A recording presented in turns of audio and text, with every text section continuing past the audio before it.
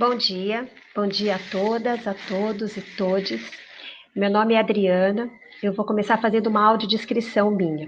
Eu sou uma mulher branca, de cabelo meio castanho, meio liso e meio encaracolado.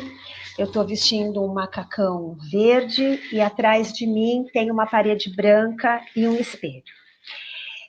É com imenso prazer, com muito orgulho, com muita satisfação que eu faço parte, dessa mesa, participando do evento comemorativo de 50 anos da pós-graduação em Educação no Brasil, do EHPS, do Programa Educação, História, Política e Sociedade.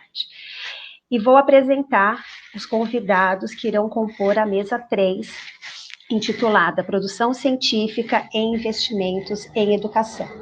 Quem irá participar desta mesa será a professora Alda Marim e o professor Ângelo Ricardo de Souza. Então, eu vou fazer uma leitura breve do currículo de cada um deles para que eles possam começar a participar.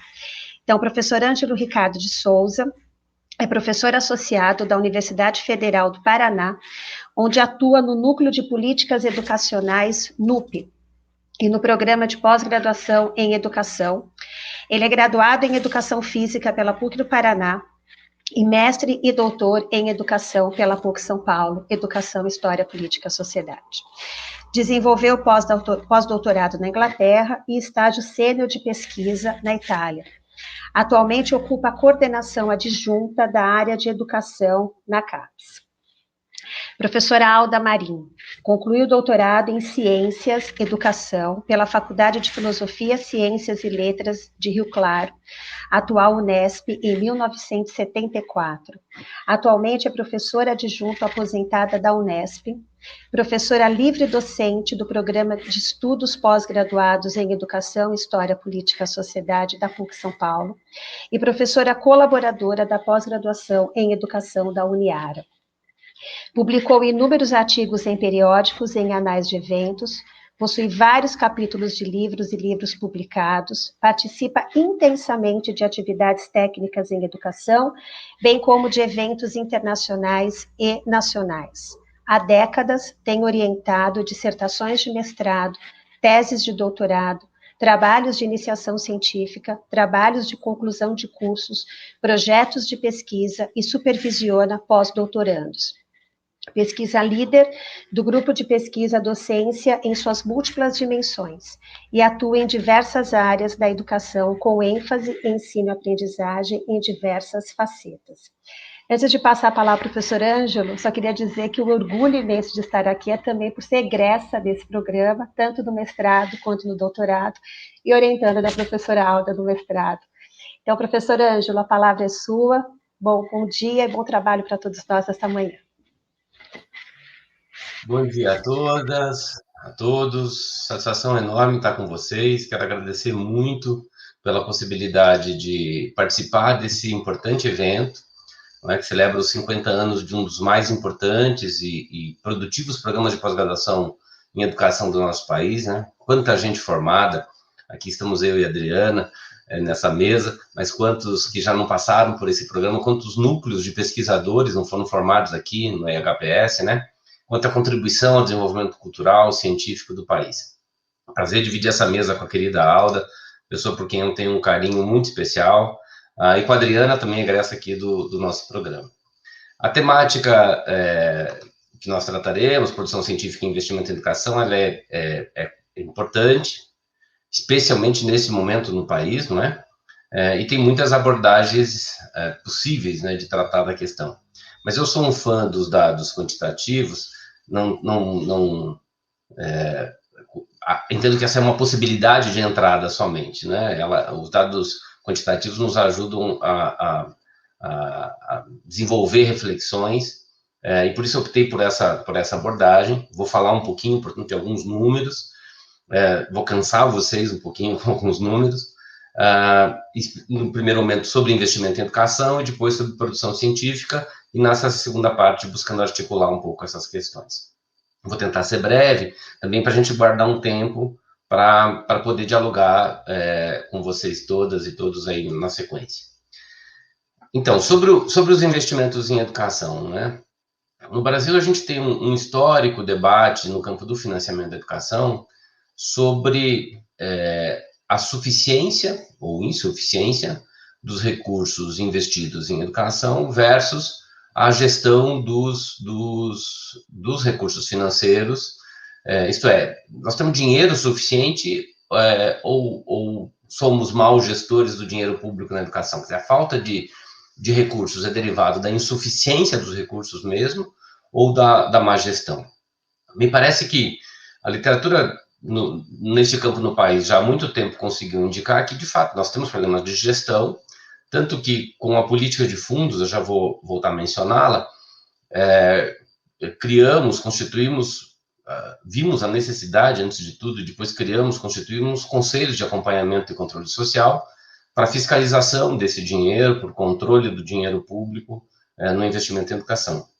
Mas não é só um problema de falta de gestão, de resto, a boa gestão não conseguiria dirimir, ainda assim, a dívida nacional para com a educação, não conseguiria ser suficiente para gerar suporte financeiro para dar conta de todos os problemas educacionais que demandam recursos que o país tem. Desde a Constituição de 34, né, de 1934, o país criou o dispositivo da vinculação orçamentária, né, que é um carimbo, uma amarra, uma trava no recurso público, para a qual normalmente os governantes não gostam muito, que é fora os períodos ditatoriais, né, ali da ditadura Vargas e depois na ditadura militar, todo o período, desde 34 até hoje, esse dispositivo rege o financiamento da educação pública no Brasil. Né? Ele está sustentado em duas ideias. Isso foi criado a partir de duas ideias e ainda permanece sustentado nessas duas ideias. A primeira é de que era preciso uma regra, uma norma, que obrigasse os administradores a investir uma quantidade mínima em educação, pois, do contrário, nós teríamos ainda mais carências do que priorização na educação. Não houvesse essa exigência, o legislador reconhece que, não havendo essa exigência formal, a educação dificilmente seria priorizada. E a segunda questão é que nós reconhecemos, como eu já mencionava, as dívidas históricas do país para com a educação, de forma que, sem a vinculação orçamentária, não é possível enfrentá-las e resolvê-las, né? Mesmo com a vinculação orçamentária, não tem sido possível, né? Sem ela, então, ainda seria mais complicado. Uma das dificuldades que a vinculação orçamentária não parece possível de enfrentar é justamente a desigualdade educacional, por conta do país ser um país tão diverso, com uma forte desigualdade tributária. Por conta disso, nós constituímos ali na segunda metade dos anos 90, a denominada política de fundos, né? Primeiro com o Fundef, depois, a partir de 2007, com o Fundeb, e desde janeiro deste ano, já na prática, o novo e agora permanente Fundeb, né, que passou a ser um dispositivo constitucional permanente. Essa política de fundos, ela reconhece, como eu dizia, a desigualdade tributária e econômica e a necessidade de suplantá-la, ou pelo menos de diminuí-la, para fazer frente às necessidades educacionais do país. Isso minimiza as desigualdades entre as regiões, especialmente entre os estados brasileiros, e mesmo entre os municípios de um mesmo estado. Com o desenvolvimento das políticas educacionais nos últimos 25 anos, desde as reformas dos anos 90, temos visto um crescimento no investimento em educação, né? Menos no período 95-2000 e um pouco mais forte de 99-2000 para cá, e especialmente muito mais forte e acelerado a partir de 2004, 2005 e mais ainda de 2006 com o PDE. Até 2014. Aí nós temos um período de forte investimento, eu vou falar de alguns dados aí na sequência, mas o golpe de 2016, antecedido já por uma crise financeira de 2015 e uma crise política também, né, que acabou resultando no golpe, que retirou da presidência a presidente Dilma Rousseff, alterou muito disso, né? A ponto de sairmos de um investimento público total em educação, que era de 4,5% do PIB lá em 2003, né? O conjunto, a soma de todos os investimentos que todos os municípios os 5.570, mais os 26 estados, mais o DF, mais o governo federal faziam em educação, atingia algo na casa de 4,5% do PIB, lá em 2004. Isso chega a 6,2% em 2014, conforme os dados de monitoramento do Plano Nacional de Educação feito pelo INEP. Mas já em 2015, esse 6,1%, 6,2% do investimento público em educação reduz para 5,5%, e ali permanece 5,5% em 2015, 5,6% em 2016, caindo de volta para 5,4% em 2017 e 2018. O INEP não tem dados mais atualizados desse indicador, portanto, a gente não tem não tem dados sobre os impactos do governo Bolsonaro na nossa conta, mas a gente pode imaginar, né? E, portanto, muito longe dos 7% que deveríamos ter atingido em 2019, e muito distante dos 10% que deveremos atingir em 2024, conforme determinação da Meta 20 do Plano Nacional de Educação, né? Na educação superior, eu tenho alguns dados um pouquinho mais atualizados, que chegam a 2020, levantados pela professora Cláudia Moreira, que é uma pesquisadora que trabalha com política de educação superior aqui na Universidade Federal do Paraná, onde eu trabalho, e que ela converteu em dólar depois de ter atualizado o índice pelo IPCA, isto é, fez a deflação monetária e depois transferiu, né, para o dólar, até porque se trata de um trabalho que ela está publicou no exterior, e aí para o público estrangeiro conseguir entender o investimento. Nesse trabalho, a professora Moreira mostra que o investimento total do governo federal com a educação caiu de 21,4 bilhões de dólares em 2014 para 16,9, quase 17 bilhões de dólares em 2020, já deflacionados, portanto, são valores comparáveis, né? Isso é uma queda aí de mais de 5 bilhões de dólares em 6 anos, né? E o investimento público do governo federal na educação superior caiu de 6,9 bilhões de dólares para 5,6 bilhões de dólares no mesmo período. E é uma queda de 2014 para 2015, tem ainda um crescimento, depois de lá é ladeira abaixo, né? Chegou a 7,1 bilhões de dólares o investimento na educação superior, feito pelo governo federal em 2015, cai para 5,6 aí, como eu disse, em 2020. Por outro lado, a renúncia fiscal do governo federal com o ProUni, por exemplo, que é um programa de bolsas financiados pelo governo federal, que foi muito importante, pelo menos na minha avaliação, ainda que seja alvo de muita crítica da literatura, ele foi muito importante ali de 2005 para cá, até pelo menos 2012, porque ele trocava, dívidas tributárias de instituições privadas de educação superior, especialmente as privadas estrito sensu, por vagas, né, que eram vagas de fato ociosas, oferecendo isso na forma de bolsas parciais ou integrais para estudantes que não tinham condições de arcar com os custos das mensalidades das faculdades, das universidades. Mas, de qualquer maneira, é um programa de renúncia fiscal, e nesse mesmo período, de 2014 a 2020, onde vimos uma queda significativa do investimento público em educação, o ProUni aumenta mais de 200%, a renúncia fiscal salta mais de 200%, de 170 milhões de dólares em 2014 para 542 milhões de dólares em 2020, colocando sob desconfiança o argumento do governo federal de que a queda do investimento público em educação se deve à falta de recursos, né, e a falta a baixa arrecadação, enfim. Com baixa arrecadação, você não faz renúncia fiscal, né? E aqui não só se faz, como se aumenta. É claro que, do ponto de vista absoluto, o valor que é investido no ProUni, ele é uma fração, pouca coisa superior a 10% do conjunto de recursos investidos na educação superior como um todo pelo governo federal. Mas ainda assim, do ponto de vista do argumento de baixa arrecadação, a gente encontra uma fratura, provavelmente, aqui, não é? E a queda no investimento na pós-graduação e na pesquisa, também decorrente desse mesmo cenário de diminuição do investimento público, ela é evidente, ela é preocupante. o orçamento do CNPq, por exemplo, em 2021 é o menor de todo o século XXI, esses últimos 21 anos. O valor destinado é de 1,2 bilhões de reais para este ano.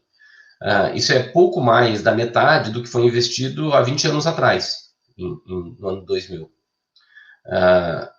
Também deflacionado, né, o que permite a comparação. O problema é que a demanda aumentou significativamente. Resultado do grande investimento feito no país durante pelo menos uns 15 anos, ali de 2004 para cá, 2003 para cá, o número de alunos de pós-graduação, por exemplo, aumentou de mais de 160 mil para mais de 320 mil, ele dobrou nesses 20 anos, sendo que o recurso ficou cortado praticamente pela metade no CNPq. Na CAPES, o investimento também cai, não tão significativamente, mas cai. Hoje, o orçamento da CAPES ele tem menos da metade do que ele tinha em 2014, mas durante este governo, por exemplo, do segundo para o primeiro ano do governo Bolsonaro, a CAPES perdeu 25% do seu orçamento, com uma previsão um pouco mais tenebrosa para o ano que vem, segundo nos informaram recentemente. Os impactos desse baixo financiamento da educação superior e na produção científica, eles são muito significativos, mas eu acho que eles serão verificados mais adiante, porque o desdobramento desse quadro na produção científica vai levar, em alguns anos, à diminuição do número de alunos, do número de bolsistas, ou das taxas de conclusão, né? Na medida que tem menos bolsa, você tem menos condições de garantir uma dedicação integral e plena do estudante de mestrado e doutorado ao programa, né? Também vai ter impacto na diminuição das produções intelectuais, derivado da diminuição de pesquisas financiadas. Isto é, nós ainda estamos vivendo um ciclo de colheita do investimento feito há 5 anos atrás, há 6 anos atrás, um pouco mais. Eu já vou falar um pouquinho disso em relação ao número de programas e de docentes da pós-graduação em educação. Mas essa crise financeira no investimento educacional e científico e tecnológico vai trazer, portanto, daqui a alguns anos, o resultado, infelizmente, tenebroso disso. Bom, na outra entrada, na produção científica, esses recursos que falávamos, obviamente, eles convergem para a produção de conhecimento. Em alguma proporção, eles são carreados para a ciência, a tecnologia e desenvolvimento da produção acadêmica, especialmente na pós-graduação, e via de regra via CNPq, mais especialmente via CAPES, né? São duas agências do governo federal, a primeira vinculada ao Ministério da Ciência, Tecnologia e Informação, agora acho que tem comunicação junto, né? E a CAPES, que é uma agência do Ministério da Educação. As matrículas na educação superior têm crescido, ou pelo menos vinham crescendo até 2018. Nós atingimos 25% de taxa líquida de matrícula para a faixa etária de 18 a 24 anos em 2018, isto é, de cada 4 jovens de 18 a 24 anos, um estava matriculado na educação superior em 2018. Sendo que em 2014, que é o primeiro ano do Plano Nacional de Educação, nós tínhamos 21% dessa população. Então, era praticamente 1 de cada 5 jovens de 18 a 24 anos estavam na educação superior em 2014, ampliamos para 1 de cada 4 em 2018. Mas a meta do Plano Nacional de Educação para esse acesso, que é a meta 12, indica que o Brasil deveria alcançar 1 de cada 3, né, 33% de taxa líquida de matrícula para os jovens de 18 a 24 anos, o que parece improvável de ser atingido, ainda que nós tenhamos crescido um tanto, né? E ainda tenha, obviamente, muito espaço e condições, em geral, agora não mais financeiras, de crescimento. De toda forma, esse acesso ampliado potencializa a oferta também de mais pós-graduação, né? Porque é por isso que eu dizia que nós estamos vivendo, de alguma maneira, a colheita de um investimento de política de educação superior de uma década atrás, porque quando se constitui um novo campi no interior, numa universidade federal, por exemplo, ou se cria uma nova instituição de educação superior, isso vai gerar, obviamente, novas vagas na educação superior, mas também vai gerar, como a gente já espera alguns anos depois, polos e núcleos de pesquisadores, os quais vão gerar condições para novos cursos e programas de pós-graduação. Tanto que, apesar da crise financeira e de falta de apoio e priorização da educação, da ciência, da tecnologia, não param de chegar na CAPES propostas de novos cursos de pós-graduação. A nossa área, a área de educação, nós temos recebido, em média, 40, 45 propostas por ano de novos cursos de mestrado ou de doutorado. Não são necessariamente novos programas, porque os de doutorado são vinculados a programas de mestrado já existentes, né? Mas os de mestrado, sim, são novos programas. Nós temos no Brasil hoje 4.500 programas de pós-graduação, com mais de 380 mil estudantes de mestrado e doutorado, né, como eu já mostrava antes. Na área da educação, só para vocês terem uma ideia, nós temos hoje 192 programas de pós-graduação, que estão distribuídos em todos os estados da federação. Nós somos uma das únicas 3 áreas, das 49 áreas que compõem o sistema de avaliação da educação, da pós-graduação, que estão em todos os estados da federação. Nós temos mais de 4.500 docentes, com mais de, ou perto de, 20 mil estudantes de mestrado e doutorado em educação neste momento. E ainda temos um potencial de crescimento, como eu comentava, porque nós temos muitos lugares do país que estão distantes de um mestrado, de um doutorado em educação, ainda que pelo menos na capital de cada unidade da federação a gente tenha algum curso. E de todos os estados mesmo, até recentemente, o último estado que conseguimos abrir um mestrado em educação foi em Roraima, né, e agora todas as unidades têm. O Plano Nacional de Educação projetou para a década, né, de 14 a 24, uma meta muito modesta para a pós-graduação em estrito senso. A meta era formar 60 mil mestres por ano até 2024.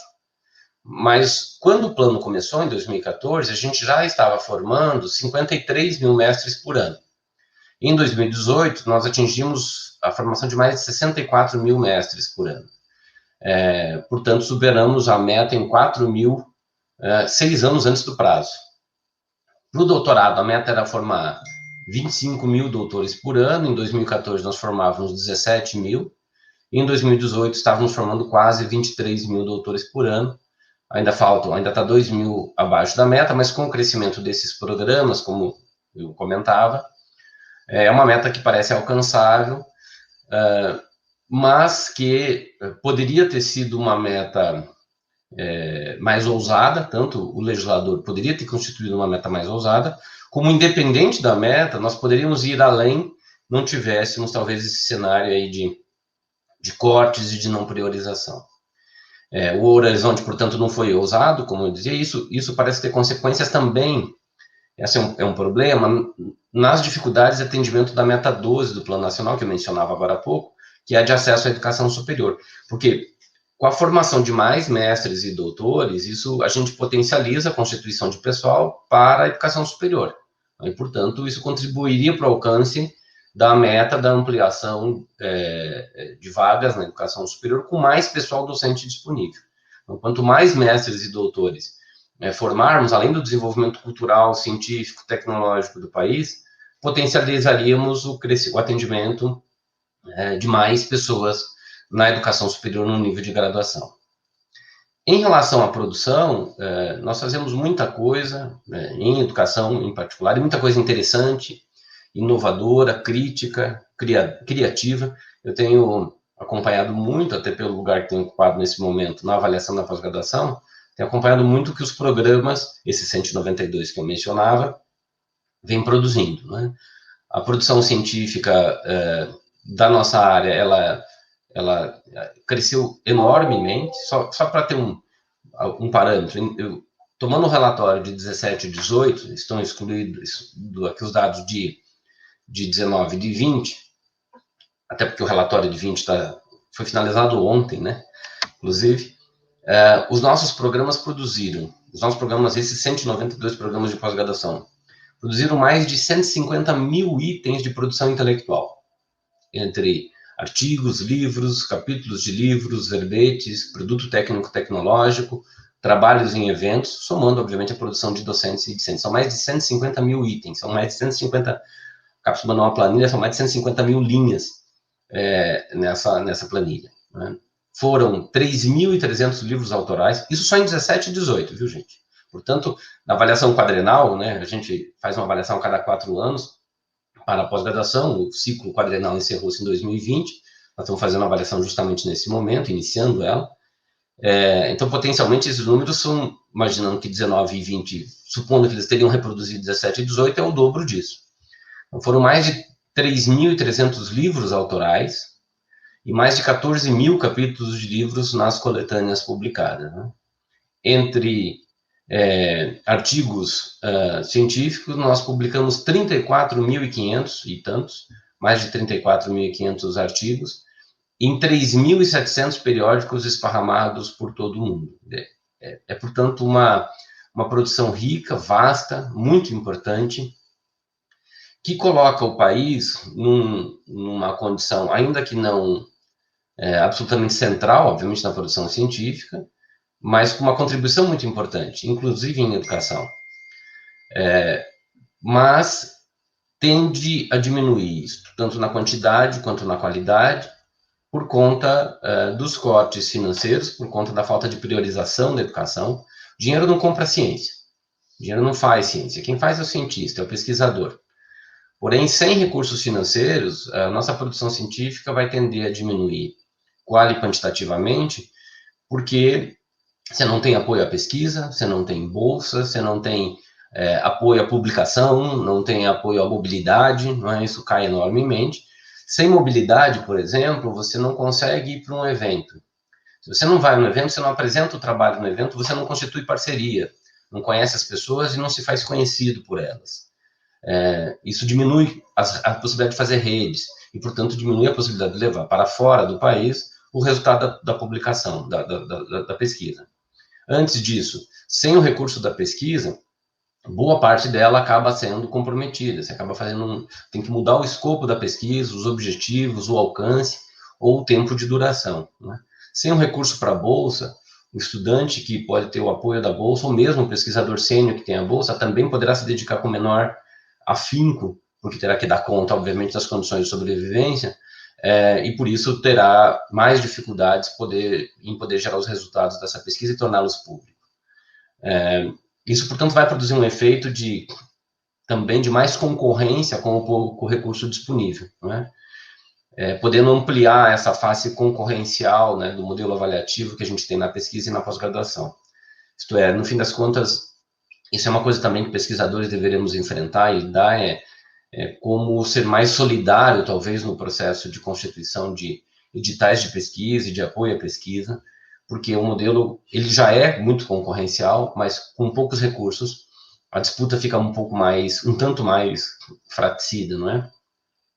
Finalmente, eu queria só, apesar de ter trazido essa montoeira de números aí para vocês, e sem um apoio, talvez, de uma apresentação, fica ainda mais difícil, né? Me desculpem, talvez números em excesso, mas eu quis ilustrar o desalentador quadro que a gente tem atualmente no país, né? Isso não deve servir de elemento para o pessimismo, mas o pessimismo, ou pelo menos o realismo, nos traz uma condição de poder entender quais são as possibilidades de luta, né? Um país com potencial e com demandas explícitas por educação e ciência, uma trajetória interessante que gerou um sistema como o Sistema Nacional de Pós-Graduação, que organiza, como poucos países, a sua pós-graduação, né, e que é fortemente responsável pela ciência brasileira, a pós-graduação, tem um quadro tão desalentador desse.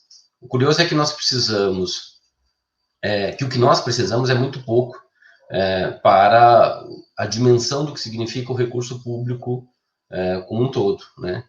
Veja, aquilo que para a ciência, tecnologia e desenvolvimento da pós-graduação é muito, para o governo federal como um todo é pouco. Todo o dinheiro federal que nós temos para pesquisa e para pós-graduação neste ano equivale a 25% apenas dos valores destinados a pagamento de emendas parlamentares ao orçamento. É claro que, eventualmente, alguém vai dizer, não, mas a emenda que eu fiz é para poder reaparelhar o laboratório de informática da universidade, lá do estado onde eu trabalho, onde eu sou deputado. Ok, Eventualmente, uma fração pequena, bem pequena dessas emendas podem voltar para a ciência, tecnologia, educação, ensino superior. Mas, dominantemente, não vão. Não que elas não sejam importantes, não que elas não possam atender outras demandas da população, mas combinemos que a lógica de construção de orçamento e a possibilidade que tem os parlamentares de emendarem da forma como emenda o parlamento talvez a principal moeda de troca do jogo da macropolítica no presidencialismo de coalizão que a gente tem, que nesse momento nem de coalizão né? Dada a incapacidade de articulação política do governo federal atual. De qualquer maneira, e por isso justamente, parlamentares acabam colocando suas bandeiras no orçamento, abocanhando partes significativas do orçamento como uma forma de pressão sobre a política ou a não política do governo federal. Como eu dizia, nós custamos muito pouco diante desse cenário todo para poder fazer tanto quanto fazemos. Um pouco mais de investimento permitiria ao país ter tido muito melhores condições de enfrentar, por exemplo, essa pandemia, não é? Com todo isso, reconhecendo todo o esforço dos pesquisadores e profissionais da área da saúde. É por isso que eu estou seguro que é preciso uma guinada nos rumos da política para pós-graduação e para ciência, tecnologia e inovação, e 2022 está aí, né? Talvez não seja suficiente uma eleição, até porque qualquer que seja o presidente da República eleito no ano que vem, uma mudança, e que possa levar uma mudança forte de rumo, assim, a gente espera, e que priorize a pós-graduação, a educação, a ciência, a tecnologia, a inovação, vai levar muito tempo para a gente reconstruir a estrutura e recolocar essas questões na direção que a outrora já estiver. Porque a destruição causada foi e segue sendo muito forte. E destruir é muito mais fácil que construir, não é? Para concluir mesmo, Balzac dizia que a chave de toda a ciência é a interrogação. Não se faz ciência, não se faz pesquisa sem a dúvida, sem a interrogação. Assim, nós seguimos lutando e interrogando, né? Nós nos agarramos a esse nosso ofício, que é interrogar criticamente, produzir conhecimentos, socializá-los, né? Para ajudar a gerar respostas e reações, inclusive que saem especialmente a esse contexto. Muito obrigado pelo convite, parabéns ao EHPS, eu me sinto muito honrado de estar fazendo parte dessa história, de ter feito parte dessa história e estar nesse momento ajudando a dividir algumas reflexões com vocês sobre questões que afetam também o EHPS, a pós-graduação e a todos nós. Muito obrigado.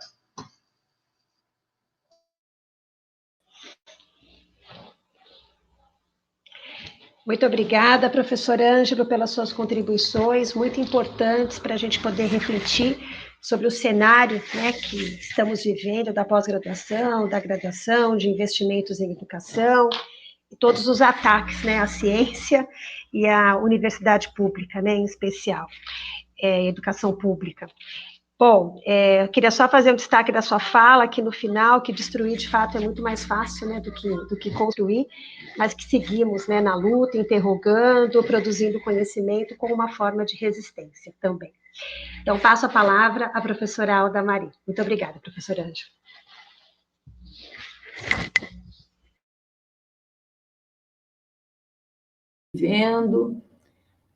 Meu nome é Alda Junqueira Marim, sou uma pessoa de pele clara, de olhos verdes, que já fui considerada e chamada de loira quando era menina, depois meus cabelos foram escurecendo e agora eles estão embranquecendo, como deve ser para todas as pessoas que já vão ganhando os seus 76 anos, né? Eu gostaria de apresentar este texto que eu fiz para atender essa solicitação, né, de participar dessa mesa de produção científica e investimentos em educação. Eu gostaria também de comentar um pouquinho sobre a minha trajetória, para que vocês entendam por onde foi a minha apresentação aqui nesta reunião. Eu me formei em 1970. Em 74, eu fiz o curso... Então, até em 70, eu me formei em pedagogia. Em 74, eu fiz o meu doutorado, conforme a Adriana já apresentou. E neste momento, de 70 a 74, eu já estava trabalhando na Faculdade de Rio Claro, que depois se tornou Unesp. Trabalhei lá até o final dos anos 90, né? Então foram quase 30 anos trabalhando com pedagogia e com formação de outros alunos nas licenciaturas, né? E, posteriormente, no final dos anos 90, eu recebi um convite para fazer 2 palestras na PUC, no programa EHPS, né? E, a partir de então, nunca mais saí de lá. Estou na PUC atualmente, trabalhando com as disciplinas de uma área de concentração, mais voltadas para partes pedagógicas, né? Didática, práticas de ensino, formação de professores. Então, por isso, eu vou fazer esta minha trajetória me deixa muito feliz, né? Acho que estou nos anos finais da minha profissão, né? Mas, enquanto tiver forças, vocês entenderão porque eu ainda estou lá e porque ainda estou batalhando pela educação brasileira, pela educação paulista. Neste seminário, já tivemos 3 mesas com a participação de colegas atuais e de momentos anteriores, abrangendo diversos aspectos centrados na nossa pós-graduação, focalizando alguns aspectos das 3 fases, de 1971 até os dias atuais. Estamos agora, portanto, em um terceiro período, que se iniciou em 1997, conforme já foi comentado ontem, e que esta mudança foi aprovada em 97 internamente, e a reestruturação do curso, tendo sido oficialmente adotado pela PUC de São Paulo no ano de 2000. Já são, portanto, mais de 20 anos de trabalho neste novo perfil, com aspectos básicos que, somados aos anteriores, permitem, de fato, essa comemoração cinquentenária.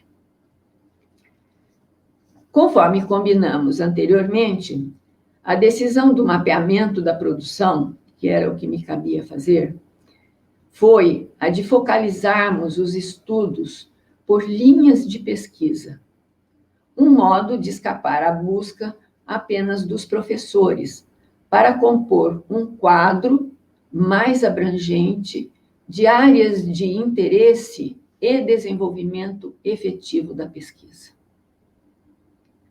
Assim sendo, foram elencadas as pesquisas desenvolvidas nos últimos 20 anos, após 2000, quando se iniciou o atual ciclo. Com 2 áreas de concentração, o foco da história da educação foi mantido da situação anterior de organização do programa, né? Nos períodos anteriores. Sempre a história da educação esteve presente nesse programa. Educação e ciências sociais foi uma nova situação. Foi uma área criada e desenvolvida a partir dessa modificação, dessa reestruturação do programa.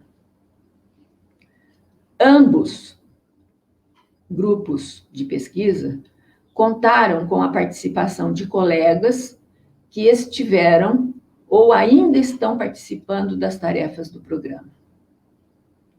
Estão em atividade, no momento, os 2 núcleos, sendo que o da história da educação foi desdobrado para atender 2 focos, completando, portanto, uma linha de pesquisa em história e 3 linhas de pesquisa em ciências sociais. Esta primeira noção que eu estou apresentando para vocês já permite antever que a etapa que ora vivenciamos já é bastante longa, não é? Conforme o conjunto apresentado ontem, pois já atingimos meio século de atividades no seu total e mais de 20 anos nessas novas direções.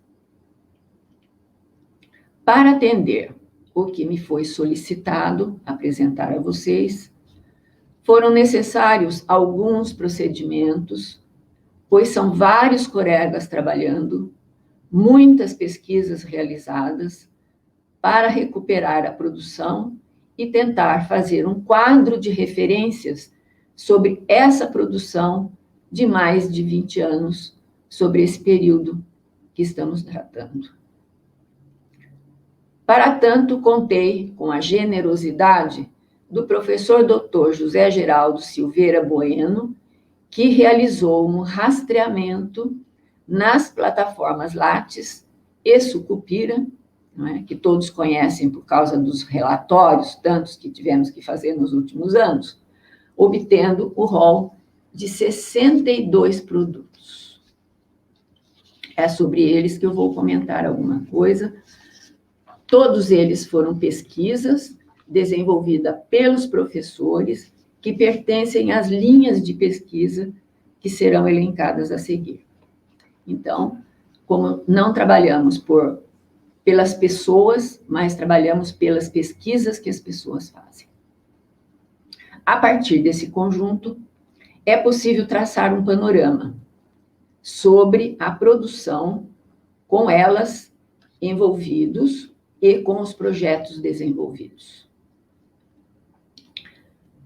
Dentro da área de concentração, que é uma delas, História da Educação, temos a linha de pesquisa Educação Brasileira, Produção, Circulação e Apropriação Cultural, que se subdivide em 2 focos. O primeiro foco é destinado ao estudo de instituições e intelectuais da educação, com 9 pesquisas desenvolvidas. Esta linha conta com a participação dos professores doutores Mauro Castilho Gonçalves e Daniel Ferraz Chiusini. Outro projeto trata sobre história, cultura, ambiente, análise de proposições didáticas em uma escola pública rural. Um sobre educação e catolicismo num espaço transnacional, processos endógenos e exógenos da Igreja, elites, conexões e redes no período de 1910 a 1930. 2 estudos sobre cultura escolar. Um estudo sobre ensino secundário. Um estudo sobre história das instituições educacionais, intelectuais, políticas e práticas.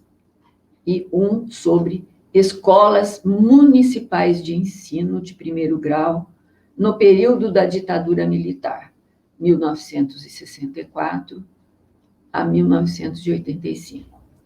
Então, todos esses trabalhos que eu li foram feitos dentro desta linha de pesquisa, que é Educação Brasileira, Produção, Circulação e Apropriação Cultural, no foco instituições e intelectuais da educação. Há outro foco, pois eu disse que havia 2, né, nesta linha de pesquisa, que é História das Disciplinas Escolares, que conta com 16 pesquisas realizadas e está sob responsabilidade dos professores Kátia Mitsuko Sukin Braghini e Kazumi Munakata. 4 projetos tratam de aspectos relativos a livro didático. 5 falam sobre museus e seus objetos. 2 são sobre o uso das palavras. 3 sobre educação dos sentidos. e um sobre corpos, natureza e sensibilidades. E um último, que é sobre o projeto Manes. Portanto, esses 2 focos são da linha de pesquisa Educação Brasileira, Produção, Circulação e Apropriação Cultural. Integrando a área de concentração Educação e Ciências Sociais, nós temos 3 linhas de pesquisa, a saber, a linha de pesquisa Instituição Escolar, Organização, Práticas Pedagógicas e Formação de Educadores, que conta com as professoras Alda Junqueira Marim, Ana Paula Ferreira da Silva, Helenice Ciampi e Luciana Maria Giovanni, e desenvolveu 18 projetos, classificados em 3 subcategorias: didática, formação de professores e processos e práticas educacionais. 3 projetos são sobre práticas pedagógicas. 7 são sobre organização e gestão pedagógica. E 8 sobre formação de professores.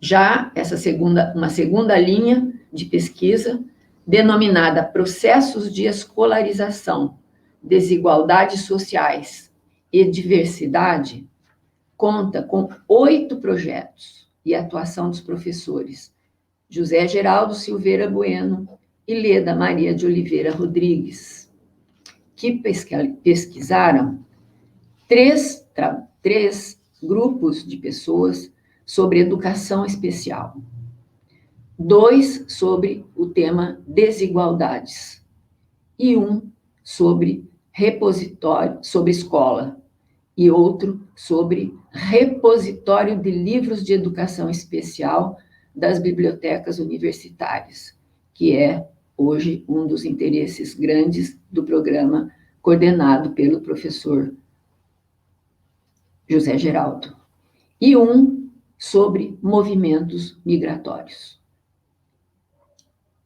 Por fim, a linha de pesquisa Teoria Crítica da Sociedade, Função Social da Educação e da Escola, já desenvolveu 11 projetos também, contando com a atuação dos professores Odair Sass e Carlos Antônio Giovinazzo Júnior.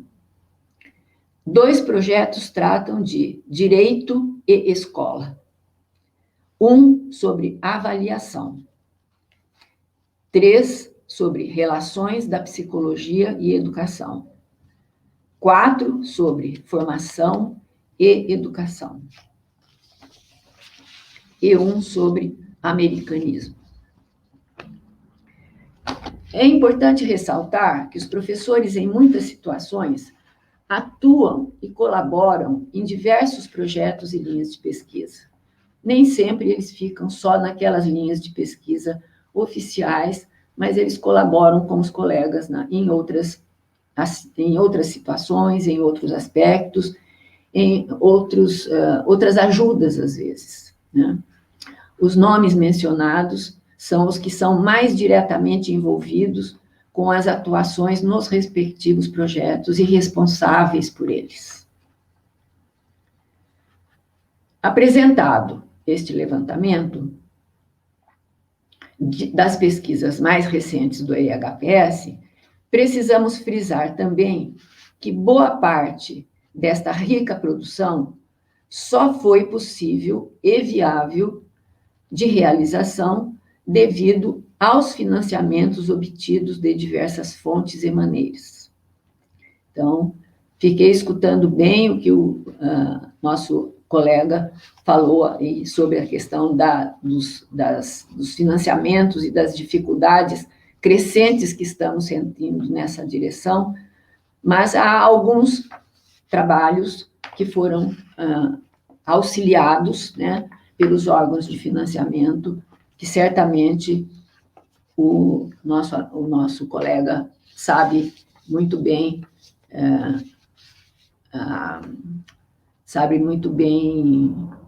dar notícias, né, sobre eles. 26 projetos são provenientes, os auxílios para 26 foram provenientes do CNPq, né, que é o Conselho Nacional de Desenvolvimento Científico e Tecnológico. Tivemos também, para esses trabalhos, 8 projetos financiados pela CAPES, que é a Coordenação de Aperfeiçoamento de Pessoal de Nível Superior.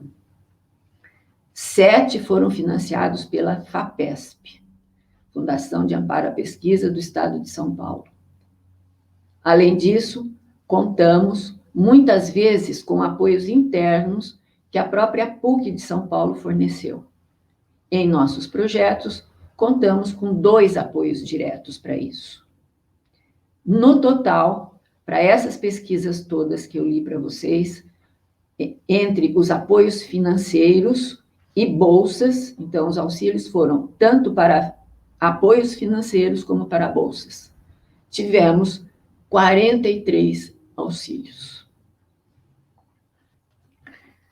Bem, com esta breve apresentação, procurei evidenciar a pesquisa e o seu financiamento nesses anos mais recentes do EHPS. Tendo em vista o pouco tempo disponível, que a gente está com muitas dificuldades de tempo, né, com essa pandemia toda e com todas as aulas remotas e outras atividades, e pouca familiaridade com as tecnologias atuais, então eu gostaria já de falar para vocês uma coisa que eu não falei na minha apresentação, que eu estou numa sala bastante diferente do que todas as pessoas quase fazem dentro nessas apresentações online, que é estar num escritório ou numa sala de estudos. Eu não estou numa sala dessas. Eu estou numa sala na casa do meu filho, que me ajuda com as tecnologias, né? me dando um suporte nas tecnologias, e atrás de mim tem um jardim de inverno. Então, as pessoas todas me perguntam, nossa, mas o que é que tem na sua sala que tem todas essas plantas e essas coisas? Sim, eu estou numa saleta que abre para um jardim de inverno. Creio que mesmo que com as falhas das tecnologias atuais e com as minhas falhas nessa área, eu consegui atingir o objetivo principal, que é evidenciar o tanto de trabalho dos professores e pesquisadores e também dos alunos do programa, com todos os projetos de pesquisa e a relevância dos trabalhos para a área da educação. Nestes anos todos, foram imensas as contribuições para a educação brasileira, para as reflexões, para as publicações e para os eventos. Me emociona pensar em todas a dedicação de todos, professores e alunos, e imaginar todas as dificuldades enfrentadas e vencidas desde o início, 50 anos atrás. Porque se eu tive dificuldades, os nossos colegas todos tiveram, e todos os nossos alunos não passaram incólumes pelo programa sem enfrentar muito seriamente as suas responsabilidades, as suas decisões, as suas escolhas dentro do programa. Esse panorama das linhas de pesquisa e seus projetos mais recentes deixa claro a quantidade de realidades atingidas pelas pesquisas.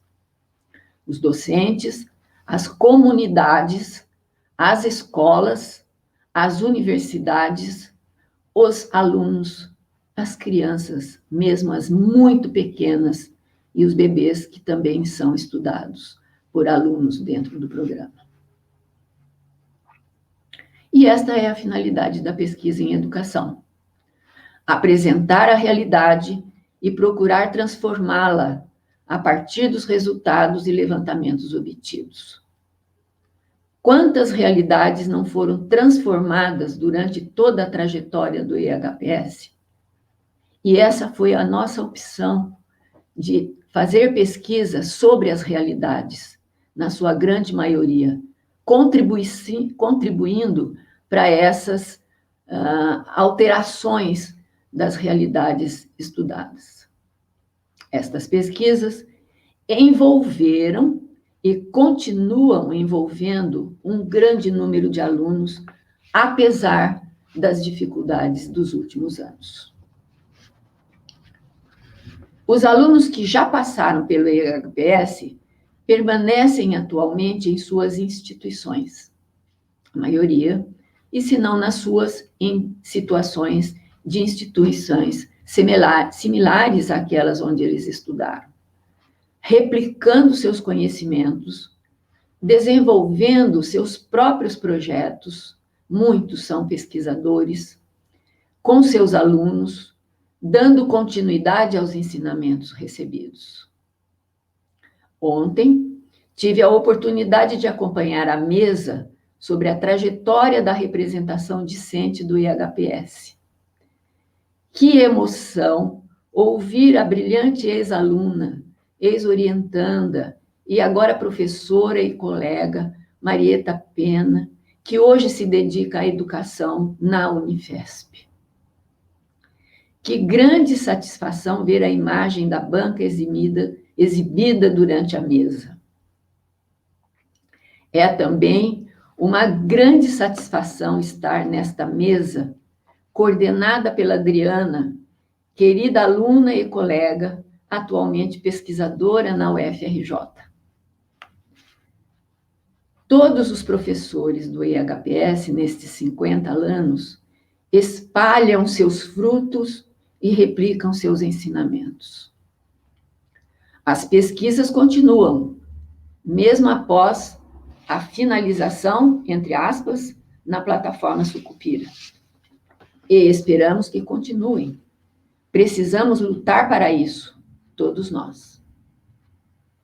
Os trabalhos desenvolvidos pelo EAGPS só foram, em sua maioria, possíveis em razão de seus financiamentos, das bolsas, dos auxílios provenientes de instituições públicas, tais como as que eu já citei, CAPES e CNPq.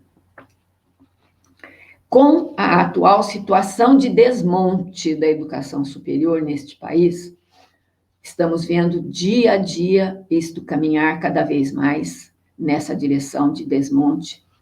O futuro da pesquisa é muito incerto. Devemos manter os trabalhos em andamento, ao mesmo tempo em que precisamos lutar por melhores condições e orçamentos, e não para destruí-los. Que nossas instituições de pesquisa em educação, tais como ANPED, ANDIP, ANFOP e outras, mantenham-se na linha de frente e em luta em prol da educação e da pesquisa públicas e de qualidade, para todas as crianças que ainda vêm vindo e precisam desses estudos. Para encerrar, como se trata de um seminário comemorativo, uma celebração, quero agradecer pelo convite e dizer que tenho a honra em fazer parte deste evento.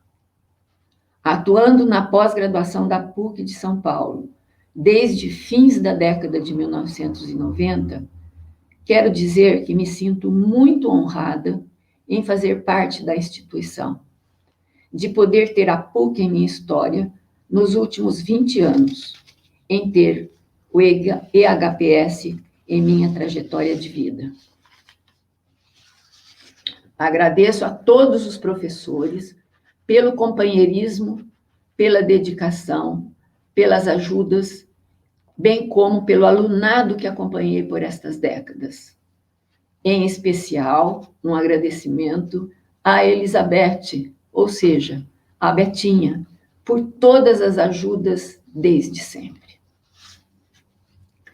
Encerrando, quero dizer que sou uma velha professora, com 76 anos de idade, estou repetindo, e mais de 50 anos de magistério, porque comecei a ser professora universitária no ano de 1970.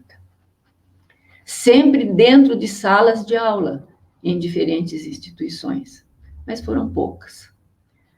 Atuo como pesquisadora há mais de 40 anos e alguns princípios são imprescindíveis para a pesquisa em educação. Compartilho algumas reflexões de uma carta que escrevi para ser publicada em uma obra coletiva, em que coloquei princípios que podem nos auxiliar, atuais e futuros educadores, pesquisadores e pesquisadoras. Motivação. Essa foi uma característica que sempre me impulsionou. Professores precisam ter motivos para atuar e pesquisar. Então, fiz uma reflexão para descobrir os meus motivos, mesmo agora no fim de minha carreira. Meus principais motivos, hoje eu os vejo bem, sempre foram as ajudas aos alunos para que aprendessem, que superassem suas dificuldades, que a cada dia estivessem melhores em todas as suas características e que os estudos fossem sempre seus auxiliares.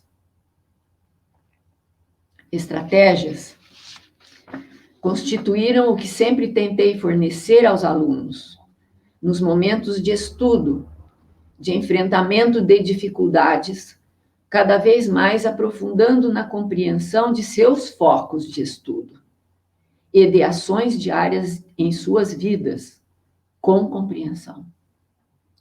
Não é uma tarefa fácil, mas é extremamente gratificante para nós também, quando paramos para nos observar e perceber que estamos melhores e atingindo os objetivos de pesquisas. Reconhecimento é algo que advém quando nos dedicamos a focos e ações, como os anteriores. Mas também quando, nessas ações, percebemos nossas fraquezas e temos, então, a condição de rever os nossos pontos fracos e outras necessidades pessoais ou sociais, ainda não vencidas, sobretudo quando, eventualmente, tais características se referem a ações de ensino ou de supervisão dos trabalhos dos alunos. Força. Essas condições nos permitem adquirir mais força para enfrentarmos o dia a dia de nossos compromissos nas escolas e fora delas. Porque somos professores 24 horas por dia, sem dúvida, o ano todo. Isto é muito característico de nossa profissão e nos fortalece. Constantes mudanças é uma característica da nossa profissão e das pesquisas. Embora muitas vezes elas nos exasperem, parecem nunca acabar e gostaríamos de mais sossego. Tais mudanças advêm das mais variadas fontes, das mesmas nossas situações, dos alunos, dos profissionais que nos monitoram, de nossas famílias e dos ambientes que frequentamos. Essas realidades são desafiadoras sempre, tanto no plano pessoal quanto no profissional, e precisamos enfrentá-las, pois é do vencimento diante delas que conseguimos ir adiante, sobrevivendo e pesquisando. E então, voltamos à motivação. E a partir da superação dessas situações, de gostar ou não gostar, de obter prazeres ou não, nessas situações que obtemos força para continuar ou desistir. Então, lhes digo que, apesar de aspectos negativos do dia a dia, das dificuldades das pesquisas, sempre há prazeres em ver os estudantes avançarem, superarem suas dificuldades e serem agradecidos por perceberem que os ajudamos e contribuímos de alguma maneira. E talvez seja isso que ainda me mantenha trabalhando e pesquisando com os alunos. Muito obrigada.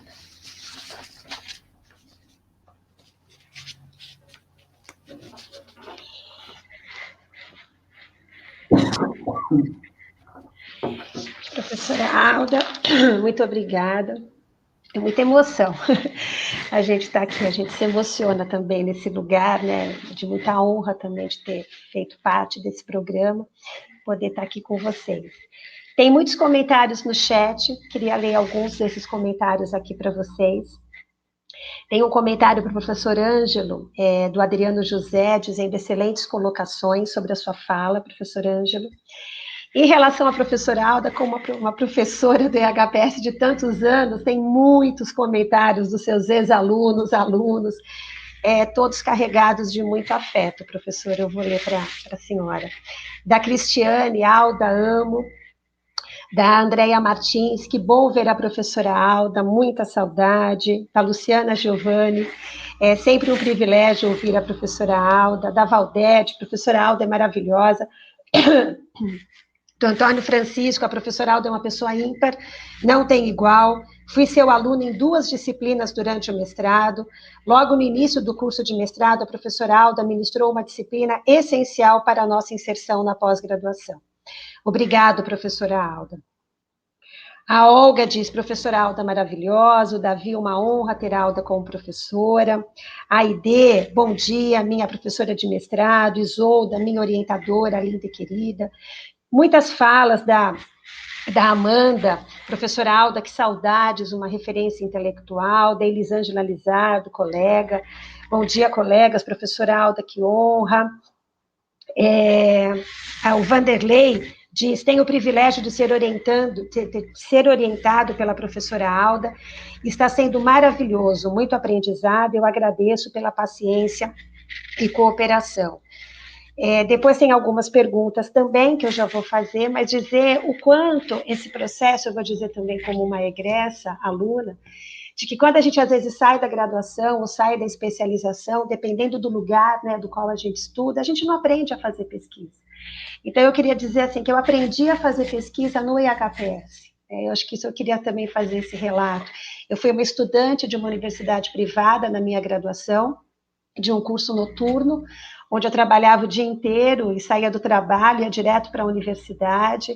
Também fiz especialização numa universidade privada, com o contexto daquela universidade, a qual eu agradeço, que me formei lá e aprendi muito também, trabalhei lá por muitos anos, mas eu aprendi efetivamente a fazer pesquisa no IHPS e muito com a senhora professora Alda. Então, cada aula, depois com a professora Luciana, então acho que o quanto esses programas de pós-graduação e quanto o EHPS foi significativo na vida de cada um de nós, nos transformou profundamente.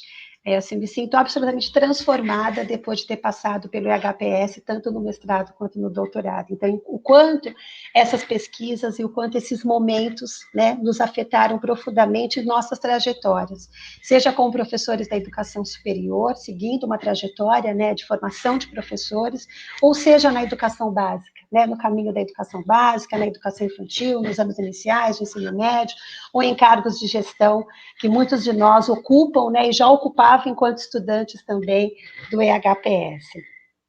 Tem algumas perguntas que eu vou fazer aqui para vocês.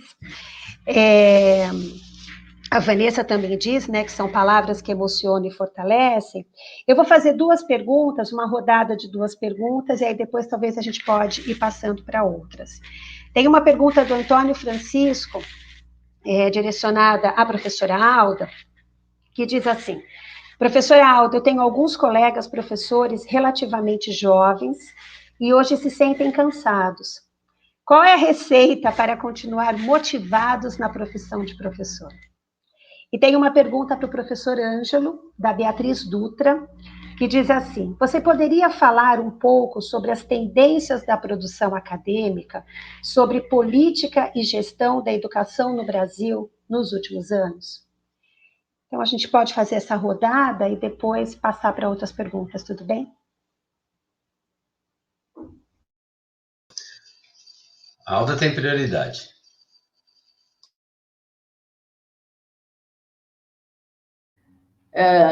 não existe uma receita, né? Você está cansado, né? Essa pessoa está insatisfeita, né, com a atividade profissional. O melhor caminho é procurar, de fato, algo que goste de fazer. Porque continuar na profissão de professor precisa ter um pouquinho só, não precisa ter muito, mas um pouquinho só desses pontos que eu mencionei. Você precisa ter o respeito pelos seus alunos, precisa ter empatia com seus alunos, você precisa gostar de fazer o que faz, manter-se estudando, manter-se atualizado, querer se dedicar.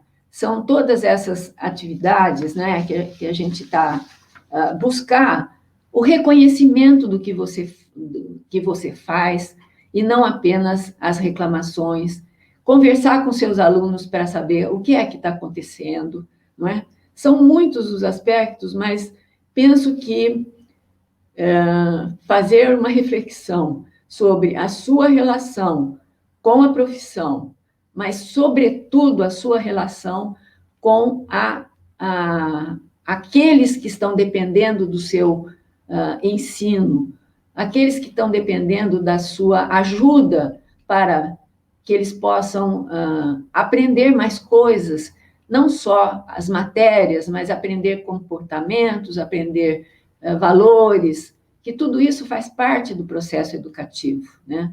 E nem sempre a gente se dá ao trabalho de parar para refletir sobre o que está efetivamente fazendo, né? Eu acho que os cursos de formação também não estão dando muito suporte para fazer essas discussões no interior ao formar os novos professores. Então, esses professores precisam dessas ajudas para que eles possam ajudar os seus alunos e não se sentirem tão desgastados e tão desanimados como esse caso que você está se referindo, né? Mas o principal é ter prazer de fazer o que faz. Então, acho que isso é um fator extremamente relevante. Ok? Vou lá, Adriana. O campo de pesquisa em política e gestão da educação, ele se constitui a partir dos anos 30, 40, com estudos ainda não vinculados a uma pesquisa organizada, enfim, né? Muito mais como uma produção de manuais para a orientação do administrador público na educação, seja na escola, seja no sistema de ensino. Mas vai, de fato, ter uma belíssima tese de uma professora da Universidade Tecnológica Federal do Paraná, a professora Silvana Stremel. Ela fez doutorado na Estadual de Ponta Grossa, por sinal foi prêmio CAPES de tese, onde ela relata a constituição histórica do campo de pesquisa em política e gestão da educação. Mas, mais recentemente, eu diria que é um campo que cresceu muito, tanto do ponto de vista quantitativo, quanto do ponto de vista das abordagens e temáticas estudadas. Surgimento, por exemplo, da temática de avaliação de políticas educacionais. Isso é algo que é uma influência do campo de pesquisa de políticas públicas ou ciência política na política educacional, cujo foco é tomar um ou dois ou alguns programas políticos na área da educação desenvolvidos por governos estaduais, federal ou municipais, e monitorar o seu alcance, até que ponto os objetivos declarados são alcançados ou não, que tipo de resultado essas políticas geram. Isso é uma temática nova e que tem surgido e desenvolvido-se bastante nos últimos 15 anos, não mais do que isso. Por outro lado, tem temáticas que têm sido ressignificadas, especialmente também nessas últimas 2 décadas. Por exemplo, a relação público-privado na educação. Isso é um debate histórico, não é? Ele advém de muito tempo. A história da educação brasileira pelo menos do Brasil República, é uma história de embate entre o público e o privado, mas mais recentemente ele toma outras características, os estudos sobre, por conta, inclusive, da reformatação com que o privado tem tomado, e também do público, considerando novas dimensões que o Estado tem atribuído a si próprio como papel mais de regulador do que de provedor de educação. Os estudos sobre direito à educação também, que eram muito focados na legislação educacional, passam a, sem abandonar o debate sobre legislação, passam a tratar de outras abordagens, como judicialização, por exemplo, da educação, e gestão e planejamento tem uma mudança grande, saindo um tanto dos estudos sobre a gestão da escola, continua sendo uma temática importante, mas tem se ampliado muito o número de estudos sobre a gestão de sistemas de ensino, que é uma relativa novidade, que eu particularmente sou desse campo, sempre reclamávamos, pouca gente tem olhado para como são conduzidos os sistemas de ensino como um todo. E tem desaparecido, finalmente, ou diminuído, pelo menos, e, infelizmente, algumas temáticas, como, inclusive, encontra diálogo com as questões com que a professora Alda trata, que é política de formação de professores, por exemplo. Isso é algo que tem sido pouquíssimo estudado, infelizmente, a gente está carente de material mais atualizado, crítico, sobre... Continua havendo, claro, mas perdeu um pouco a prevalência diante de outras temáticas. Assim como estudos sobre reformas educacionais, né, também tem desaparecido, sobre municipalização, que era uma temática muito cara nos anos 90, 80 e 90.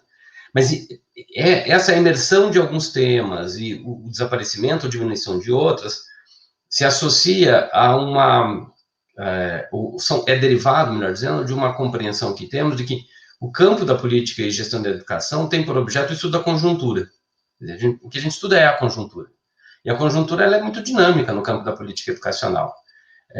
Aquilo que, claro, tem esse é um debate interessante até, tem uma zona de fronteira entre a política e gestão da educação e a história da educação, né? Até que ponto a gente estuda a história da política educacional? Isso é temática da história da educação ou da política educacional, não é? Portanto, alguns estudos sobre reformas educacionais hoje têm se configurados mais como histórias da política educacional do que de análise da conjuntura, que é a predominância na pesquisa sobre política educacional, e é por isso que algumas temáticas perdem fôlego, né, porque desaparecem da pauta da política, e o pesquisador é muito provocado justamente pela pauta dos governos estaduais, municipais e do governo federal.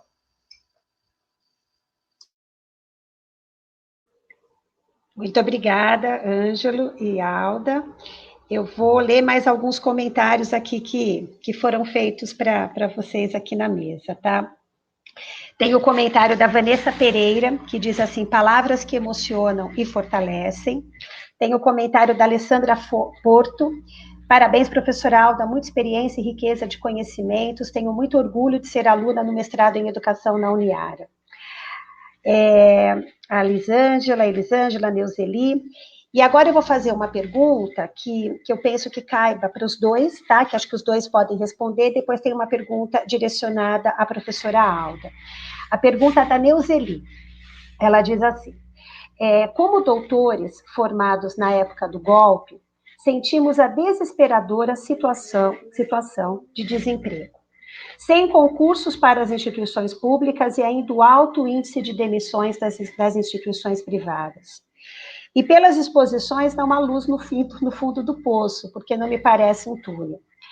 E aí pensar um pouquinho sobre essa questão que a Neuzeli traz, tá? Para os dois, esse alto desemprego que a gente vem vivendo aí de professores formados. Para a professora Alda. Na PUC São Paulo temos o PIPEC, que é uma política institucional de fomento às pesquisas e ao trabalho científico dos docentes. Essa política prevê recursos para os grupos de pesquisa, pesquisas individuais, investimentos para subsidiar a produção e a publicação de artigos e livros para participação em eventos, entre outras tantas modalidades. Sem dúvida, nesses tempos de cortes e reduções orçamentárias, o fomento institucional da PUC São Paulo é, sem dúvida, um suporte. Como você pode, professora Alda, avaliar a diferença entre a experiência em universidade pública e da PUC São Paulo? Então, talvez, se vocês quiserem, os dois, começar pela pergunta da Neuzeli e depois essa pergunta específica para a professora Alda. Pode falar. Não, acho que eu ia dizer justamente que a Alda poderia talvez responder as duas questões, depois eu comento a primeira. Fique à vontade. Então, a questão das políticas e as reformas aí que estão... A pergunta, né, que foi feita aí, você podia repetir, porque você pôs a outra em seguida e eu perdi o foco da Neuzeli. Você quer que eu repita a da Neuzeli ou a outra, professora? Não, a da Neuzeli, por favor. A da Neuzeli, já vou repetir aqui, pera lá, deixa eu achar ela aqui, pera só um minutinho. A Neuzeli diz assim, ó, como doutores formados na época do golpe, sentimos a desesperadora situação de desemprego, sem concursos para as instituições públicas e o alto índice de demissões em instituições privadas. Pelas exposições, não há luz no fundo do poço, porque não me parece um túnel. Essa foi a pergunta da Neuzeli. Olha, de fato, não parece um túnel, né? Mas também não é um poço. Ainda não estamos todos enterrados ou, então, submersos, né? Mas estamos correndo o risco de submergirmos. Eu acho que estamos num caminho que precisamos lutar pela manutenção de tudo aquilo que foi muito dificilmente conquistado ao longo de todas essas décadas.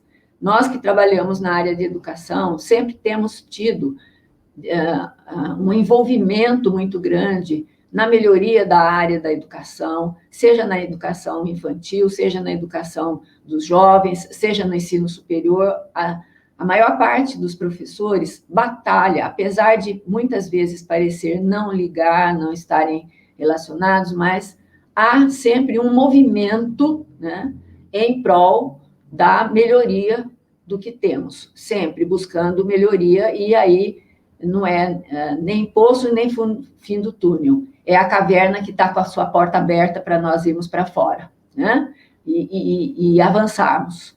Mas estamos correndo o risco de ver essa porta da caverna se fechar, né, e aí nós estamos com situações muito preocupantes na área de educação, né?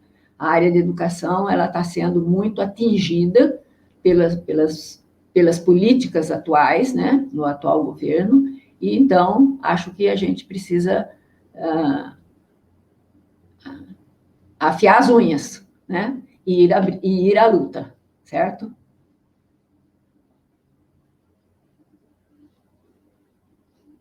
Professora, eu vou repetir a segunda pergunta também, tá? Que foi do José Geraldo, tá? Diz assim, como você pode avaliar a diferença entre a experiência da universidade pública com a PUC São Paulo?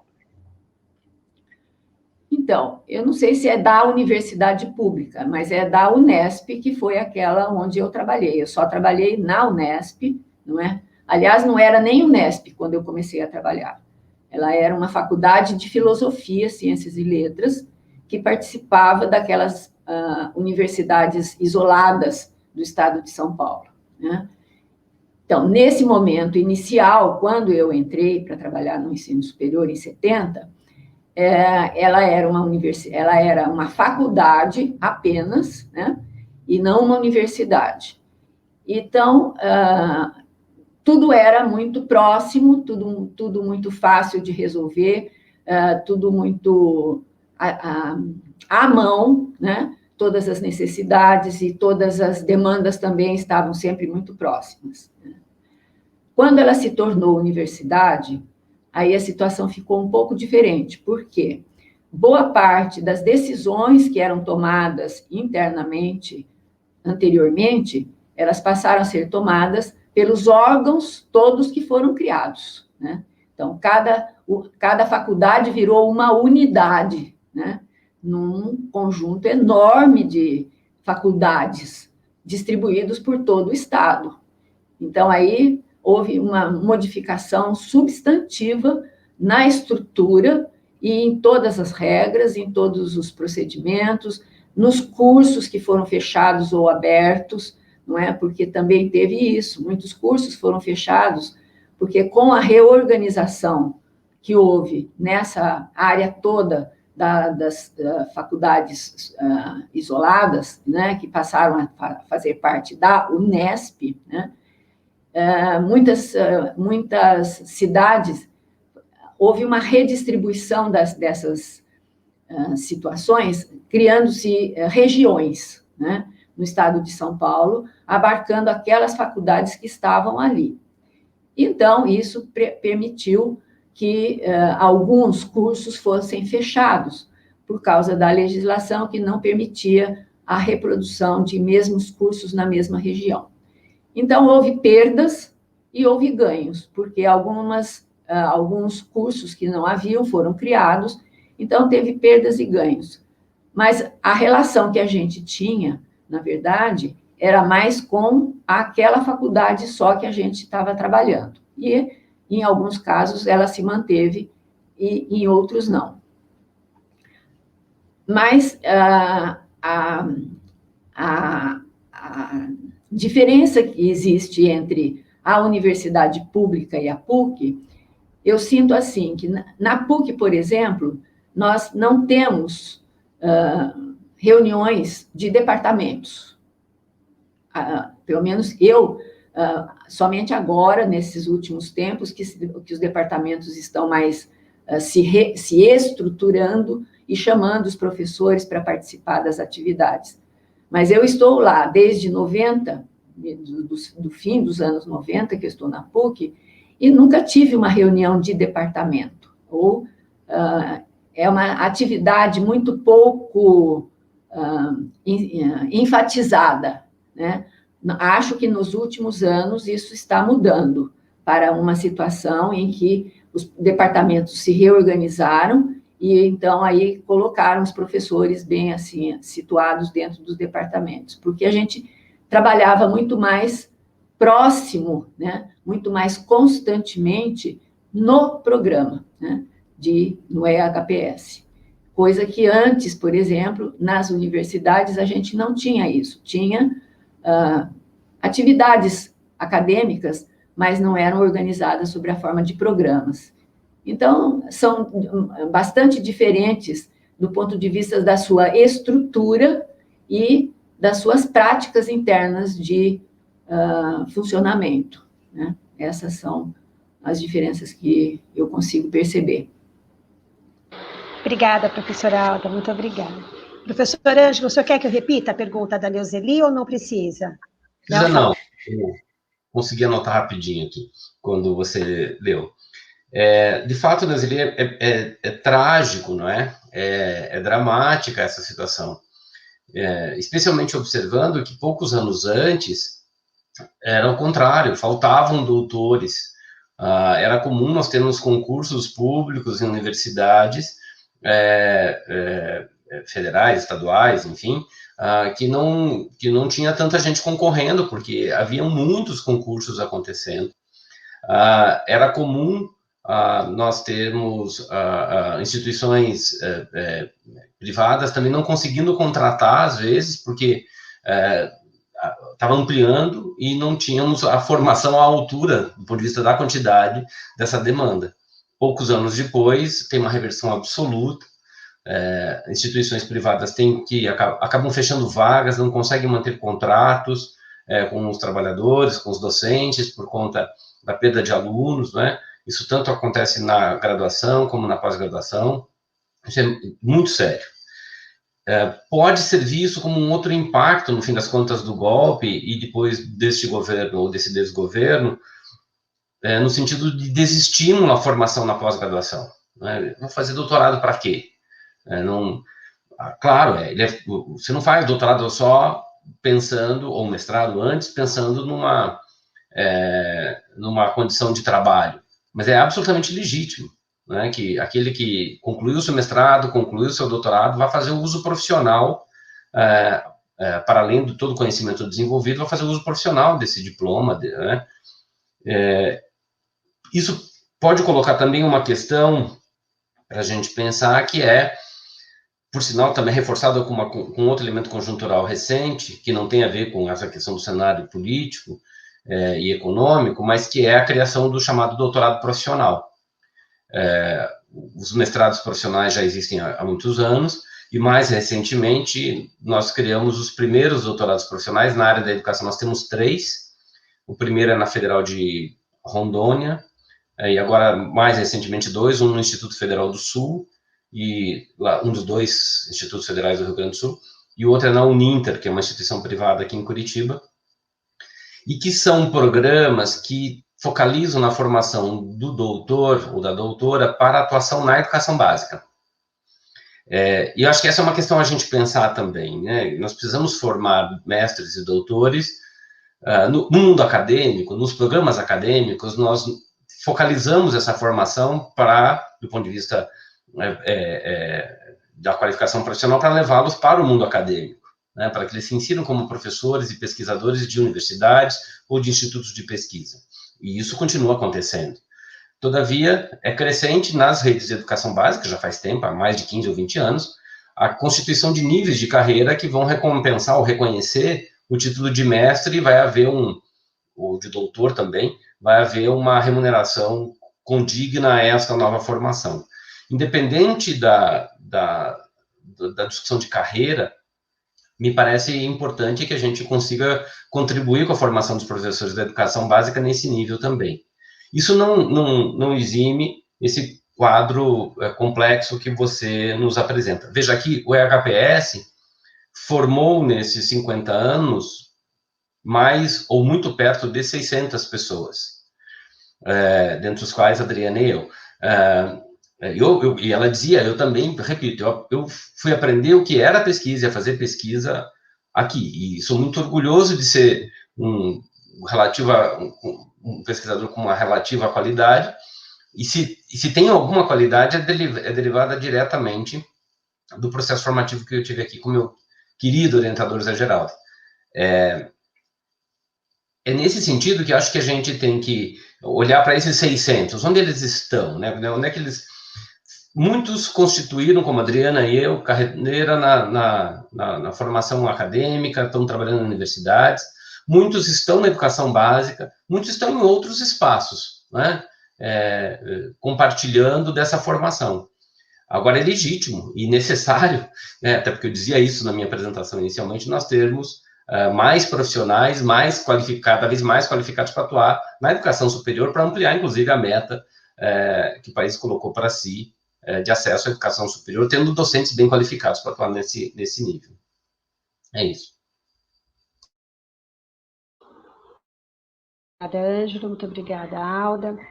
Um pouco, talvez, seguindo essa direção da pergunta da Neuzeli, vem uma pergunta também da Ana, da Ana Paula, para pensar um pouco, né, a gente comentar essa relação, né, esse choque que há entre acesso aos cursos e o processo de financiamento.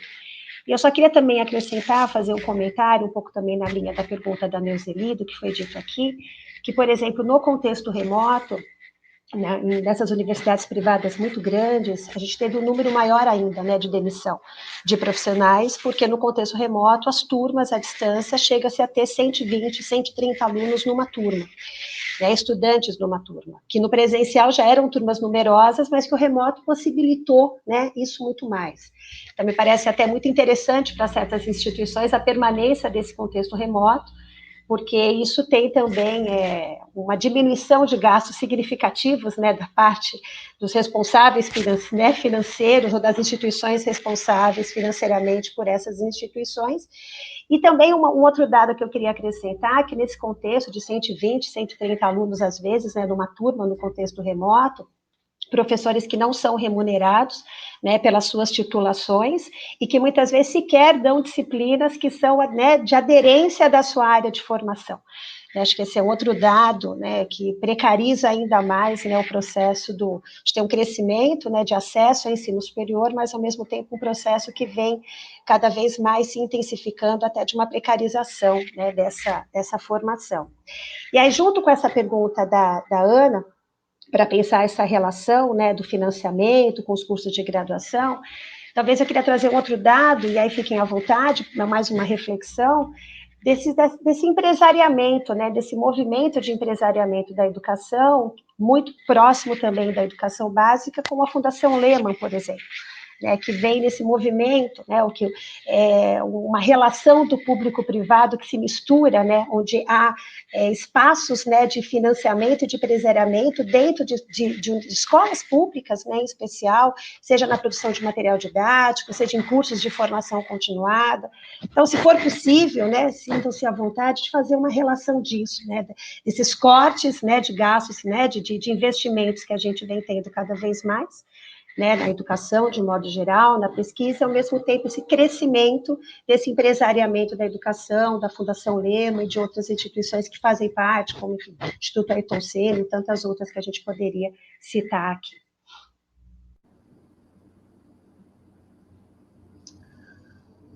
Vou eu, então, primeiro, pode ser?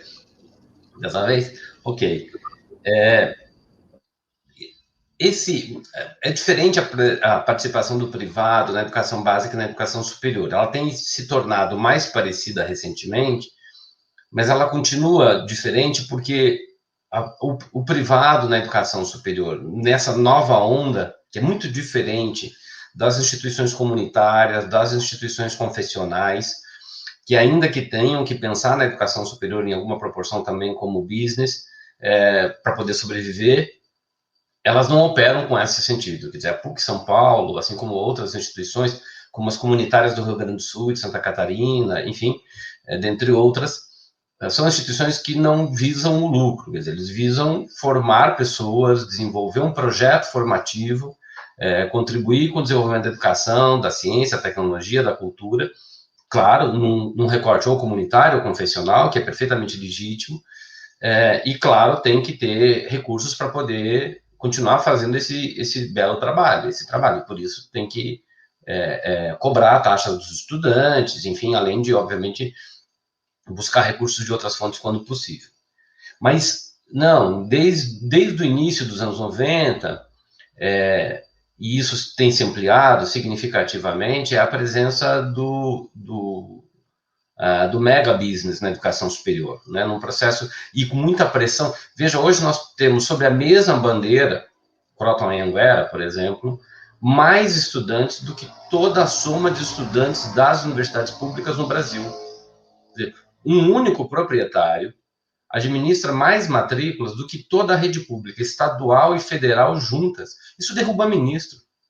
Isso tem um poder de pressão no jogo da política, e eles fazem uma pressão muito forte por desregulação, ou, como diz a Cláudia Moreira, que citava no início, por re-regulação, por estabelecer novos parâmetros regulatórios muito vinculados à noção do grande negócio. Mas esse não é um movimento no Brasil, isso é um processo mundial, né? A educação superior é um ativo econômico muito importante, de muita disputa do mercado. A presença disso no privado tem outras características, acho que até tomando os dois exemplos, Adriana, que você comenta, não é?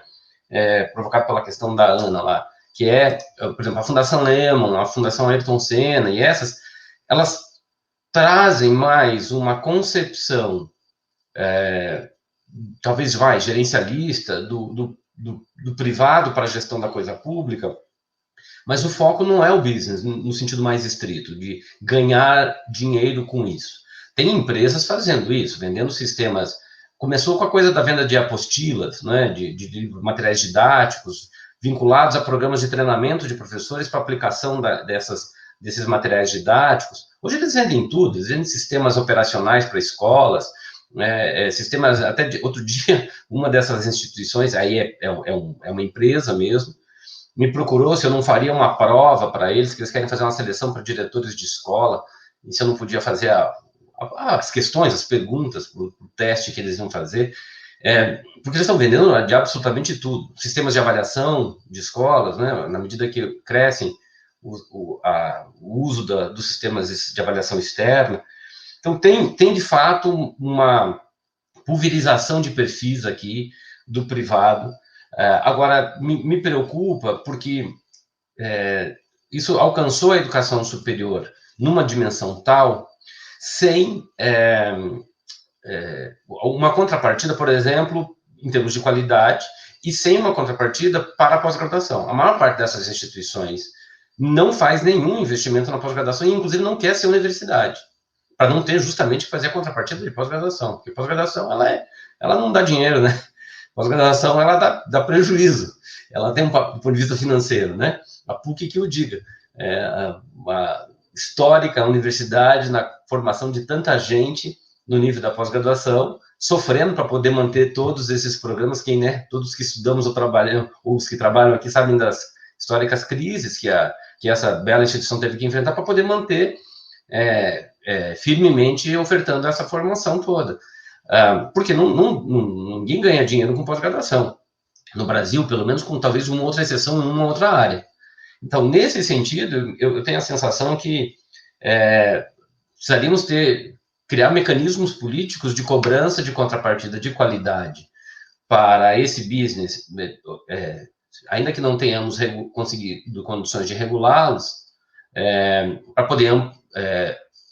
Opa, deu uma travadinha, né? Agora que eu voltei. Porque congelou tudo aqui na minha tela. Esses são os problemas da internet, nesses períodos. Então, de exigir essa contrapartida em termos de qualidade e de ampliação para poder autorizar mesmo o funcionamento dessas instituições que estão ganhando tanto dinheiro na educação superior.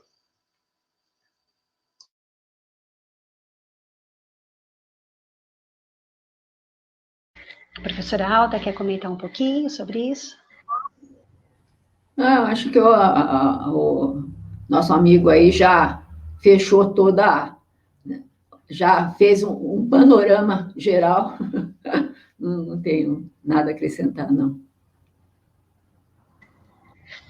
Bom, então eu vou ler mais alguns comentários e aí depois a gente pode passar para as palavras finais, que a gente já está encerrando, faltam uns 15 minutos mais ou menos para a gente terminar, e aí eu leio esses comentários. A professora Helenice Camp diz: eu sou originária da graduação, atuando na licenciatura de História há 40 anos e somente há 11 anos estou na pós-graduação do EHPS. Ela faz referência, a professora Alda, à questão das reuniões de departamento, né, que aconteciam também ali na graduação. A Helenice também diz: a política de articulação da graduação, pós-graduação, trouxe a departamentação dos docentes da pós-graduação e sua inserção em reuniões de departamentos. A professora Maria Regina Guarnieri diz: excelente apresentação, nos renova a esperança para prosseguir. É privilégio fazer parte de sua companhia em nossas aulas na Uniar. Agradeço imensamente pelo aprendizado permanente. A professora Aide também diz: professora Alda inspiradora, sempre tive amor no que faço, e como disse a Alda, essa é a receita, a dedicação, mesmo que tenhamos muitos anos de jornada, sempre com a energia do primeiro dia.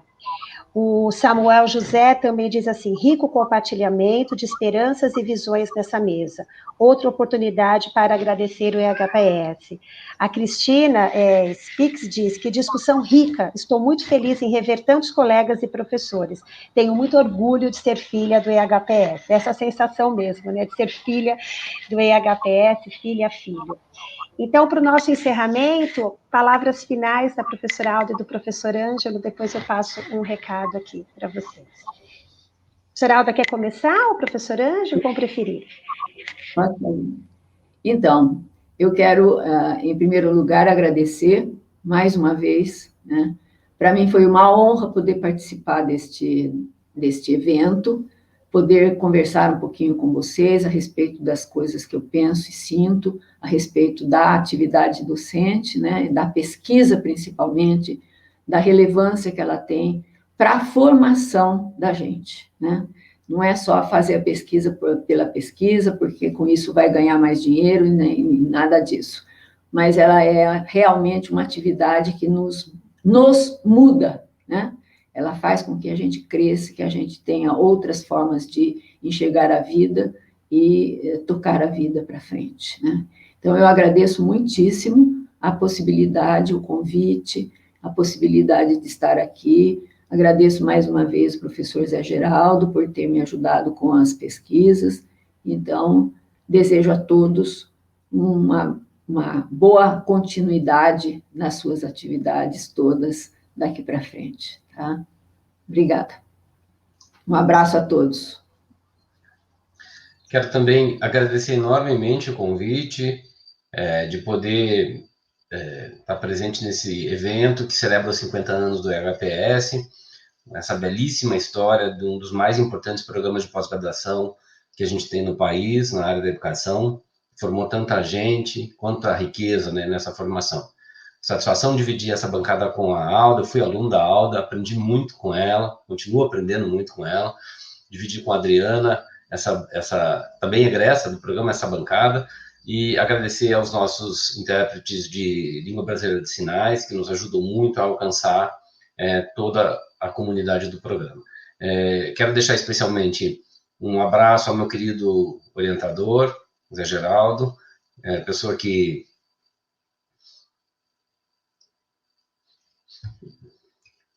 me marcou muito e que é responsável em grande proporção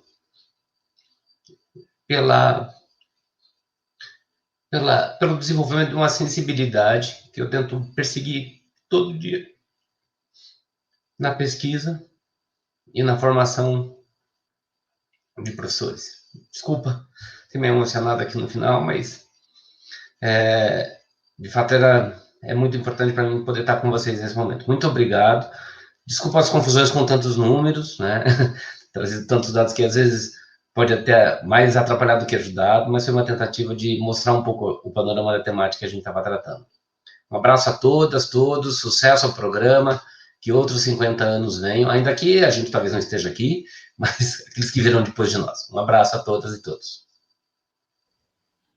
Muito obrigada, Alda e Ângelo. É difícil não se emocionar mesmo, Ângelo, eu entendo.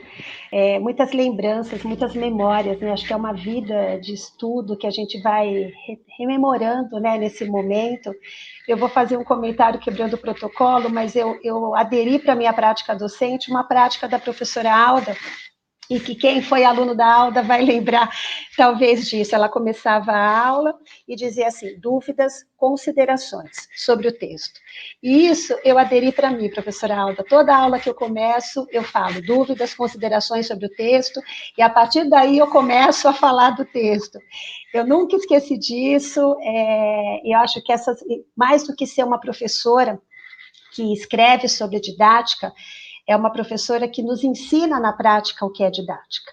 Então, eu materializei o ensinamento, né, da didática, não só na leitura dos seus livros, dos seus artigos, mas como sua aluna. Né, aprendi a didática como sua aluna, e levei essa prática para mim, né, e o de todo modo da professora Luciana também ali nas aulas, no modo como ela discutia, não tem como, né, como a gente fala de identidade profissional docente, a gente vai carregando essas marcas, né, dos nossos professores, da educação básica, da graduação, da pós-graduação, são muitas memórias que nos afetam e nos constituem, né, diariamente como professores e professoras. Então, um agradecimento especial. Também tenho uma honra enorme de fazer parte dessa mesa, nesse momento, com muito orgulho, né, de estar aqui, de participar dos 50 anos do IHPS e de poder comemorar esse momento junto. Professora Alda, será que quer falar? Eu quero falar, eu é que agradeço por ter tido esses alunos que foram sempre tão maravilhosos, tá bom? Muito bom. Antes de terminar, eu vou vou passar um recado aqui para vocês que estão nos assistindo, porque o evento continua no período da tarde, para vocês continuarem aqui com a gente. Então, no período da tarde, teremos mais atividades, permaneça por aqui conosco. Logo às 14 horas, teremos a mesa 4, intitulada As Experiências Pessoais de Ex-Alunos do IHPS, onde será exibido um vídeo produzido a partir dos relatos de alunos e de egressos que dividiram conosco as suas memórias. Não percam, venham prestigiar seus colegas e lembrar de momentos vividos aqui no IHPS. Você também poderá participar desse projeto enviando um vídeo de até 3 minutos que compõe a memória do programa. Às 16 horas, teremos a mesa de encerramento, denominada Perspectivas Contemporâneas da Pós-Graduação e das Pesquisas em Educação, com os professores Carlos Antônio Giovinazzi Júnior e Rosa Fátima de Souza Chaloba, e a mediação do egresso Eduardo Nórcia Scarfoni. Espero que tenha pronunciado o nome dele corretamente. Então, novamente, muito obrigada, um agradecimento aos intérpretes por estarem aqui conosco aqui também esse tempo todo. Sr. Ângelo, prazer em conhecê-lo. Sra. Alda, novamente, é sempre bom encontrá-la. E Ana Paula, professor Geraldo, também muito obrigada aqui pelo convite, por estarem aqui. E a todos que nos assistiram, comentários, colegas, colegas da HPS e colegas de profissão. Então, bom dia e muito obrigada. Sigamos juntos na luta, com vacina no braço e comida no prato. Tchau, gente.